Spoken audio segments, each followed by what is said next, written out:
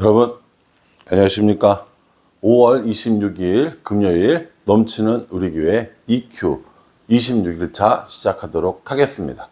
오늘 본문 말씀은 사사기 2장 6절부터 3장 6절까지 말씀입니다. 어제까지 해서 사사기 여호수아가 끝났거든요. 이걸 다시 한번 큰 그림을 한번 그려보도록 하겠습니다. 제가 성경의 큰 그림을 자꾸 이야기하는 이유는 뭐냐면, 성경의 큰 그림을 이해하지 못하면 사실은 성경 읽기가 참 어렵습니다. 그리고 재미도 없고요. 어디 딱 펴서 봤는데 이게 뭔 소리지? 라는 생각을 하는 거죠. 전체적인 스토리들을 좀 알아야 성경이 재밌고, 이래서 이런 일들이 나타났구나 라는 것을 알 수 있기 때문입니다. 여러분 한번 생각해 보세요. 창세기를 통해서 하나님이 세상을 창조하시고 또 사람들이 타락을 하고, 그렇죠? 노아의 홍수와 바벨탑 사건이 있다라는 걸 우리가 한번 살펴봤었습니다. 그렇죠? 이게 1장부터 11장까지라고 이야기를 했거든요. 그리고 난 다음에 하나님께서 하나님 나라를 만들기 위해서 누구를 선택하십니까? 아브라함을 선택하시죠. 이삭을 그리고 야곱을 선택하십니다. 아마 여러분 이 얘기를 저한테 100번도 넘게 들으실 거예요, 앞으로도. 그래서 머릿속에 다 들어올 정도면 가장 좋을 거라고 생각합니다. 그리고 요셉을 통해서 어디로 들어갔어요? 애굽으로 들어갔죠. 이게 이제 이 요셉의 사명인 거예요. 애굽으로 데리고 들어간 거죠. 그 애굽으로 들어가서 어떡합니까? 백성들이 많아졌잖아요. 아주 번성했단 말이에요. 그래서 이제 그 애굽을 탈출해야 되는 거예요. 그 애굽을 탈출해야 되는 겁니다. 모세가 이 일을 담당했죠. 그래서 애굽을 탈출하게 되었어요. 탈출해서 어디까지 백성들을 이끌고 오냐면 시내산까지 데리고 옵니다. 그래서 이 출애굽기는 시내산에서 끝난다고 그랬어요. 그래서 여기서 사람들이 어떻게 하나님을 섬길 것인가에 관한 것, 특별히 제사를 드리는 법을 배우는 것을 레위기였고요. 여기서 십계명을 받고요, 율법들을 받고 여기서 성막을 만들게 됩니다. 성막은 하나님이 이스라엘 백성들 가운데 거한다는 상징이 되는 거죠. 그래서 이제 출애굽기를 해가지고 신사까지 왔단 말이에요. 그 다음에 이제 어디로 갑니까? 그 다음에 민수기를 통해서 광야에 들어가게 되고, 거기서 40년 생활을 하고, 이 마지막에 신명기를 통해서 다시 한번 사람들에게 계명을, 하나님을 섬기는 것들을 알려주시는 거고요. 여기서 이제 신명기가 끝나면 모세가 죽음을 당하게 되는 겁니다. 그 모세의 뒤를 이어서 그럼 누가 이제 이스라엘을 이끄느냐? 여호수아라는 사람이 이끌게 되는 거죠. 여호수아가 이끕니다. 여호수아는 요단강을 건너갔고요. 그리고 여리고 전투를 통해서 이스라엘 백성들을 어디로 들어오게 하냐면 가나안 땅에 들어오게 하는 겁니다. 이게 이제 여호수아의 사명이었다고 보시면 될 것 같습니다. 자, 그럼 보십시오. 하나님께서 아브라함을 부르시고, 아브라함 불러서 민족들을 번성하게 하시고, 이제 그 땅까지 들어오게 하는 과정인 겁니다. 그래서 창세기와 출애굽기, 그리고 민수기, 여호수아, 이렇게 우리가 읽은 거예요. 레위기나 신명기를 읽지 않은 이유가 그것 때문입니다. 그래서 스토리적으로 쭉 보면, 하나님께서 세상을 만드셨는데 타락했구나. 노아의 홍수를 통해서 다시 사람들을 세우셨고 바벨탑으로 다시 흩어지셨어요. 그러니까 하나님께서 다시 아브라함을 통해서 새로운 나라를, 하나님의 나라를 시작하셨고, 이삭, 야곱, 요셉 애굽으로 들어갔고 나왔고, 그렇죠? 그래서 이런 거 성막 만들고 광야 가서 40년 살다가 모세가 죽고 여호수아가 요단강 여리고 전투 건너서 드디어 가나안 땅에 입성했구나 라고 하는 이야기들을 우리가 지금 창세기, 출애굽기, 민수기, 신명기를 통해서 25일 동안 읽었다라고 하는 겁니다. 그럼 이제 앞으로는 이제 뭐냐? 앞으로 앞으로 온 거는 가나안 땅에 들어와서 어떻게 살았는가에 관한 이야기입니다. 첫 번째는요, 가나안 땅에는 아직도 원주민들이 남아 있습니다. 가나안 땅에는 원주민들이 남아 있어요. 이 원주민들과 섞이면 안 됩니다. 혼합돼서는 안 됩니다. 이게 이 사람들의 사명이에요. 이 사람들은 누구만 섬겨야 되느냐? 여호와 하나님만을 섬겨야 합니다. 이 이야기를 지금 이제 하려고 하는 거예요. 가나안 땅에 딱 들어왔어요. 그 땅을 다 나눴거든요. 땅을 나누는 이야기도 굉장히 많고 복잡한데, 망치질을 하시네요. 하여간 복잡한데, 그건 이제 나중에 한다 하더라도, 어쨌든 가나안 땅에 입성을 해가지고 이 원주민들을 제거하고 혼합되지 않고 여호와만을 섬기는 일들을 하도록 부름 받았는데, 문제는 뭐냐면 이렇게 했느냐? 안 했던 거죠. 원주민들을 몰아내지 못했고 그들의 문화와 혼합되었고 하나님만을 섬기지 않았습니다. 이런 상태가 지금 된 거예요. 입성한 후에. 그러니까 하나님께서 이걸 어떻게 하느냐? 이걸 좀 이스라엘 백성들을 교육도 하고 이스라엘 백성들을 구원하기 위해서 만든 게 뭐냐면 사사라고 하는 제도가 되는 겁니다. 어떡하죠? 계속 해야 될까요, 말까요? 한 번만 더 망치질을 하면 끊는 걸로 하겠습니다. 그래서 사사가 나왔다라는 거죠. 예. 그래서 사사의 이야기를 오늘 좀 해보려고 합니다. 이 사사기는 사실은 굉장히 재미있습니다. 재미있는데요. 사사는 다른 나라에는 없는 이스라엘에만 있는 아주 고유한, 아주 독특한 정치 형태라고 제가 한번 전에 말씀드린 적이 있습니다. 여러분, 사사라고 할 때 이 사사는 무슨 뜻이냐? 사사? 아니죠. 아닙니다. 심판자라는 뜻을 갖고 있습니다. 심판자라는 뜻을. 영어로 judge라고 하는데 심판한다는 뜻을 갖고 있다라는 거예요. 그러니까 이 사사는 특징이 있는데 하나님이 부르세요. 하나님의 부르심을 받습니다. 자격이 어떤 사람이냐? 그거 참 되게 애매해요. 하나님 저 사람을 왜 사사로 부르셨지? 라는 생각들을 하는 사람들이 수도 없습니다. 그럼에도 불구하고 하나님께서 부르시는 거예요. 하나님이 부르셔야 사사가 됩니다. 사사는 두 번째, 계승되지 않습니다. 내가 아버지가 사사라고 해서 아들이 사사가 되는 일은 없다라는 겁니다.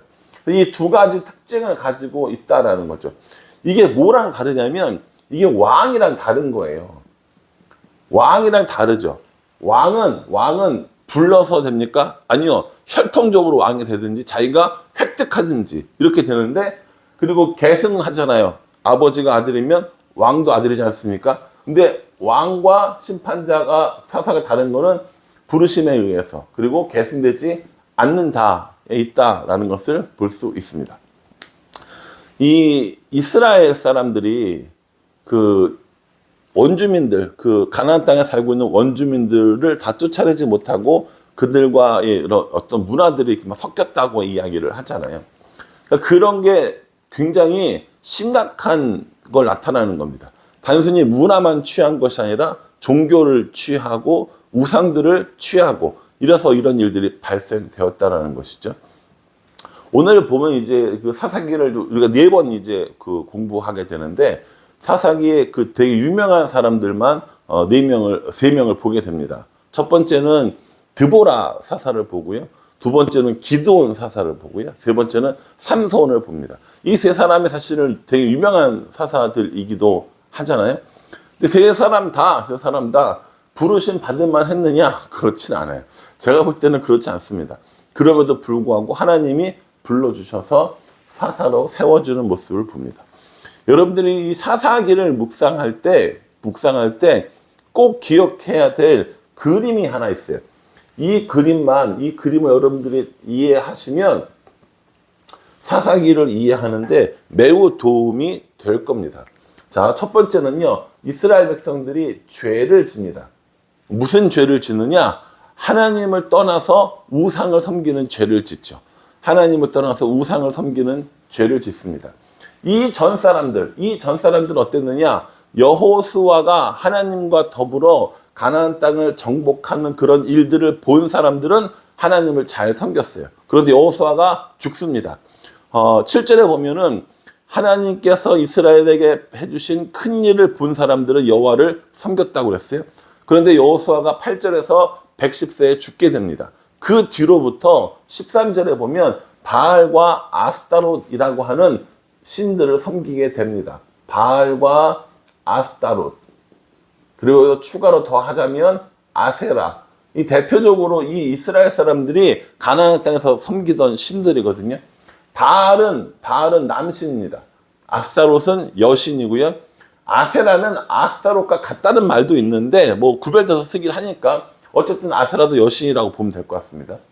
바알은 폭풍과 비와 농업을 주관하는 신으로 알려져 있고요. 아스타롯은 전쟁과 사랑과 풍요의 여신으로 알려져 있습니다. 아세라도 풍요의 여신이고요. 다산의 상징이고요. 그러니까 다 어떤 신들이냐면 농사를 짓고 자신들을 풍요롭게 하는 일들을 하는 신들이라는 거죠. 이건 저의 상상인데요. 땅에 들어가서 농사를 지으니까 이스라엘 사람이 농사를 잘 져야 못 져요. 잘 못 짓겠죠. 농사 짓는 사람들이 아니니까. 너네는 어떻게 농사를 잘 짓니? 우리는 우리 신들이 다 지켜주는 거야. 라고 하는 현실적인 타협이 있지 않았을까라고 저 개인적으로 생각을 합니다.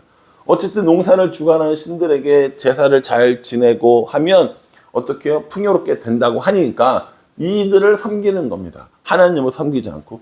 이것이 죄악이 되는 거죠. 이렇게 하나님 앞에 죄를 지면 하나님께서 이들을 뭐 하시냐면 징계하십니다. 이 징계는 가나안 땅에 정복 전쟁을 했을 때 아직까지 다 쫓아내지 못한 그 족속들을 주로 사용하십니다.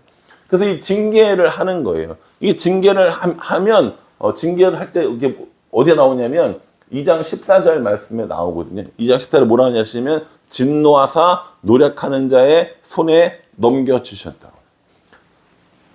징계 노력하는 자의 손에 넘겨주셨어요. 그리고 15절에는 뭐라고 나오냐면 사람들이 괴로워했다라고 이야기합니다. 그러면 이렇게 징계를 하고 괴로워하면 하나님께서 누구를 보내주시냐면 사사를 보내주시는 거예요. 사사를 보내주시는 겁니다. 그래서 16절에 보면 2장 16절에 보면 여호와께서 사사들을 세우사 이렇게 얘기합니다. 여호와께서 사사들을 세우세요. 그 다음에 사사들을 세우면 이 사사들이 뭐 합니까? 이스라엘을 구원해 주죠. 구원해 줍니다. 전쟁을 이기게 해주고 평화롭게 살도록 해줍니다. 그리고 나서 18절에 보면은 사사가 사는 날 동안에는 평화로웠는데 이제 다시 그 사사가 죽고 난 다음에는 다시 타락하는 거예요. 더욱 타락한다고 그랬거든요. 그러니까 이 사이클인 거예요. 이 사이클이 계속 반복되어집니다. 죄를 짓고 징계를 당하고 사사를 통해서 구원해주고 다시 죄를 짓고 이것이 계속 반복되어지는 겁니다. 사사기에 보면 사사가 11명 나오거든요. 11명이 나와요. 그리고 사사기 뒤에 사무엘에 있는 엘리를 사사로 볼 거냐 안 볼 거냐라고 하는데 제사장이나 나오니까 그거 빼면 마지막 사사는 사무엘이 됩니다. 그럼 12명의 사사들이 나오는데 12명의 사사들이 나와서 통치하는 기간 동안 내내 이것이 반복되는 거예요. 죄 짓고 징계받고 사사가 구원해주고 다시 죄 짓고 또 평화로웠다가 또 죄 짓고 징계받고 그러니까 이 사이클을 이해하지 않으시면 사사기는 이해가 안 되는 책이 되는 겁니다. 그러니 여러분이 사사기를 묵상하시면서 죄 짓고 징계받고 사사를 통해서 구원받고 이 사이클을 기억해 주시면서 오늘 묵상을 하시면 좋을 것 같습니다. 저는 오늘 이 말씀을 묵상하면서 이스라엘 백성들을 징계하기 위해서 남겨진 족속들을 한번 생각해 보았습니다. 이스라엘 백성들이 가나안 땅에 들어갔을 때 그 백성들을 그 원주민들을 다 쫓아내지 못했고 그들은 결국 이 이스라엘 백성들을 계속해서 괴롭히는 이런 도구로 사용되어 있습니다. 삶을 살아가다 보면 때로 우리도 이렇게 여러 가지 남겨진 문제들로 인해서 그 문제들이 여전히 우리들의 삶의 발목을 잡고 힘들게 하는 모습들을 볼 수 있습니다. 사사를 통해서 구원해 주시고 다시 죄를 짓고 또 징계받고 라고 하는 이 악순환이 계속 된다면 우리는 결국 평화로운 삶을 하나님의 은혜의 삶을 누리지 못한다라는 것입니다. 어느 순간인가 이 악의 순환고리를 악순환을 끊어버리는 것이 우리에게 필요하지 않는가. 사사기가 주시는 교훈이 그것이 아닌가라고 생각을 합니다. 앞으로 이제 내일부터 3일 동안 드보라와 그리고 기드온과 삼손을 묵상할 텐데요. 그렇게 하시면서 여러분들 그 사이클을 유심히 잘 기억해 보시면 좋겠습니다. 이게 사사기가 끝나고 나면 이제 새로운 시대가 열립니다. 그 새로운 시대를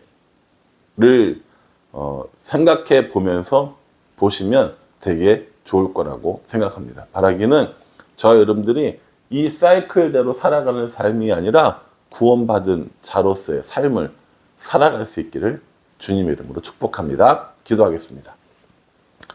하나님, 이스라엘 백성들이 죄를 짓고 또 징계받고 사사를 통해 구원해 주시지만 또다시 죄를 짓는 이 악순환의 고리를 살펴보았습니다. 내 삶도 그러한 것이 아닌가 돌아보게 도와주시고 우리들은 하나님 앞에 이 범죄들이 끊어지게 도와주시며 구원받은 자로서의 삶을 누리며 살아갈 수 있도록 인도하여 주시옵소서. 예수님의 이름으로 기도합니다. 아멘.